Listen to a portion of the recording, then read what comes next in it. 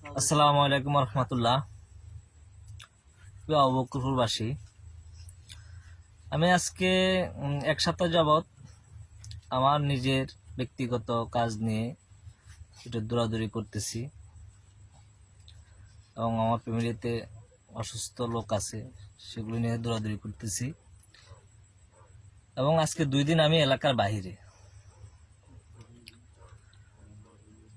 আমারে আজকে এলাকা থেকে প্রায় 8-10 জনের ফোন দিয়ে জানাইছে যে আজকে নাকি ওএমএস এর চাউল দিচ্ছে।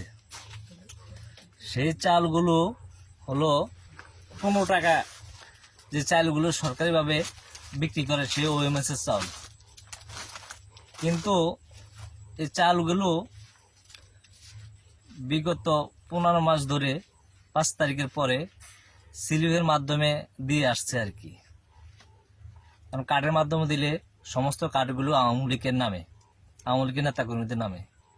এই জন্য 5 তারিখের পর থেকে আমরা স্লিপে আমাদের ইউনিয়নের সিনিয়র নেতৃবৃন্দরা ডিসিশন নিয়েছে স্লিপের মাধ্যমে দিয়ে আসছে বিগত 15 মাস। কিন্তু এই 3 নভেম্বরের পরের থেকে এখন আবারই নতুন ডিসিশন নিয়েছে, তারা কার্ডে দিবে।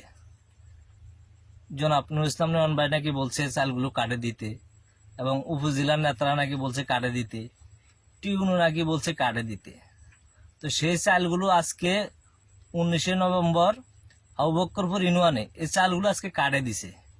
কিন্তু এই চালগুলো কার্ডে দিতে যে আওয়ামী লীগের যত চিহ্নিত আওয়ামী লীগ আছে, মেম্বার, ওয়ার্ড সভাপতি, তারপরে দেয় ইউনিয়ন বিভিন্ন অঙ্গ সংগঠনের নেতাকর্মীরা, তারা আজকে এই কার্ডের মাধ্যমে এই চাউলগুলো নিছে। এগুলো আমাদের নিবেদিত বিএনপির যে সমস্ত কর্মীগুলো আছে, তারা এগুলো দেখে আজকে ক্ষোভে গোসায় তারা হতাশ যে আওয়ামী লীগ এত নির্যাতন নিপীড়ন চালানোর পরও তারা এখনো কিভাবে চাউল নেয়। তো আমি এই কথাটাই জনাব নুরুল ইসলাম নয়ন ভাইয়ের দৃষ্টি আকর্ষণ করছি এবং উপজেলা নেতাদেরকে দৃষ্টি আকর্ষণ করছি যে তারা কিভাবে কার্ডের মাধ্যমে চাউল দিয়ে আওয়ামী লীগকে, মেম্বারদেরকে এবং আওয়ামী লীগের ওয়ার্ড সভাপতি, ইউনিয়ন বিএনপির ইউনিয়ন আওয়ামী লীগের অঙ্গ সংগঠনের নেতাকর্মীদেরকে কিভাবে চাল দিল, এটা আপনি একটু বিবেচনা করবেন। আল্লাহ হাফেজ, সকলে ভালো থাকবেন।